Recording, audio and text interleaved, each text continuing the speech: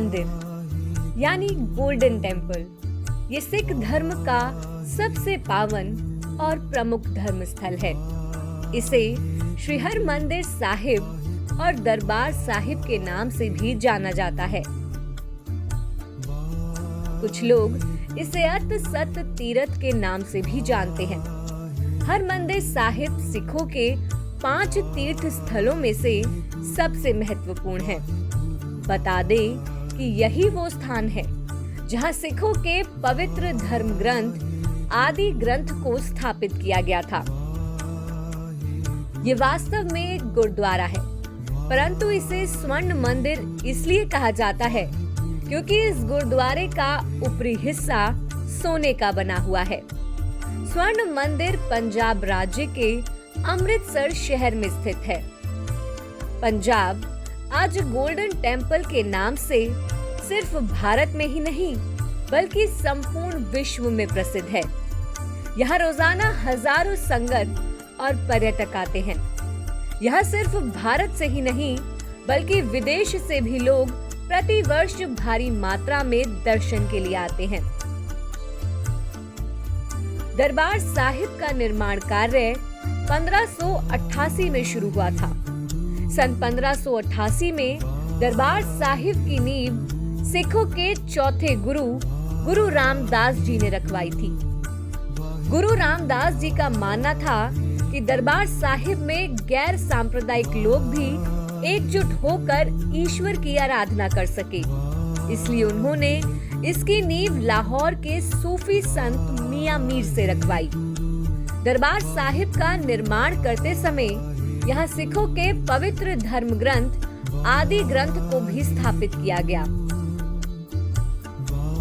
निर्माण होने के बाद दरबार साहिब को नष्ट करने की कई बार कोशिश की गई और कुछ लोग सफल भी हुए, लेकिन वो कहावत है ना कि मुद्दई लाख बुरा चाहे तो क्या होता है, वही होता है जो मंजूरे खुदा होता है।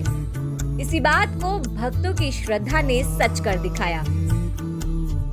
गुरुद्वारे को नष्ट करने की हजारों कोशिशों के बाद भी कोई हमेशा के लिए अपने मंसूबे में कामयाब नहीं हो पाया। इसे जितनी बार तोड़ने की कोशिश की जाती थी, उतनी ही बार इसे फिर से बनवा दिया जाता था। 19वीं शताब्दी में अफगान हमलावरों ने दरबार साहिब का बड़ा हिस्सा नष्ट कर दिया था। फिर इसे महाराजा रणजीत सिंह ने बनवाया।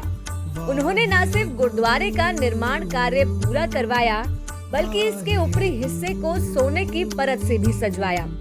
तभी से इसे स्वर्ण मंदिर भी कहा जाने लगा। स्वर्ण मंदिर में इस्तेमाल किए गए सोने की बात की जाए तो इसमें 500 किलोग्राम से भी अधिक सोने का इस्तेमाल किया गया है।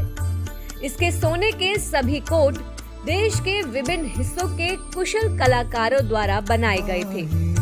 यह सब 24 कैरेट सोने से बना है, जो आज भारतीय घरों में मौजूद 22 कैरेट सोने से कहीं अधिक शुद्ध है।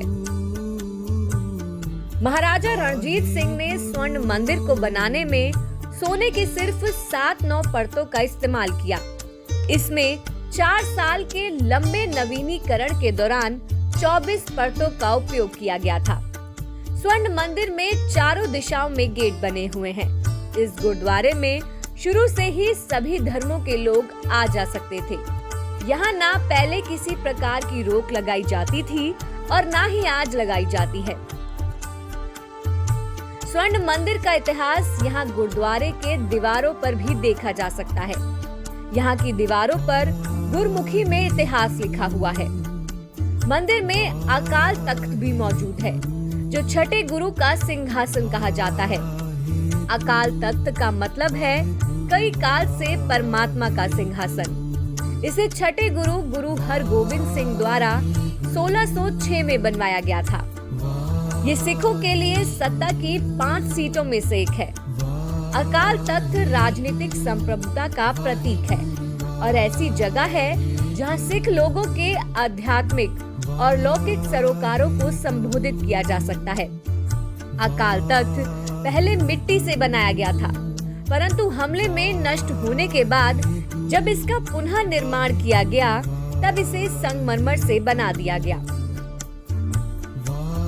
स्वर्ण मंदिर के आसपास के तालाब को अमृत सरोवर कहा जाता है, जिसका अर्थ है अमर होने के लिए अमृत पूल।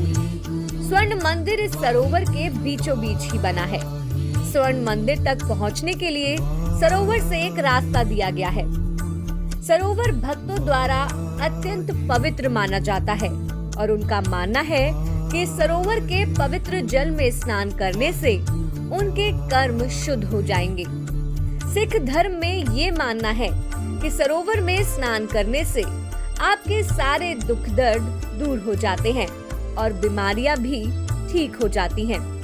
इसलिए काफी दूर दूर से लोग यहाँ स्नान करने के लिए भी आते हैं। स्वर्ण मंदिर में हर वर्ग और हर धर्म के लोग जा सकते हैं, परंतु यहाँ जाने के साथ ही कुछ ऐसे भी नियम हैं जो ध्यान में रखना बेहद जरूरी है। चलिए आपको एक एक करके इन नियमों से अवगत करवाते हैं। स्वर्ण मंदिर में जाने से पहले आपको अपना सर ढकना होगा। इसके लिए लड़के अपने रुमाल से और लड़कियां अपने दुपट्टे से अपना सर ढक सकती हैं। घुटनों के ऊपर के किसी भी कपड़ों में आप गुरुद्वारे में प्रवेश नहीं कर सकते। बेहतर होगा आप यहाँ पूरे बदन ढके हुए कपड़े ही पहन कर आएं।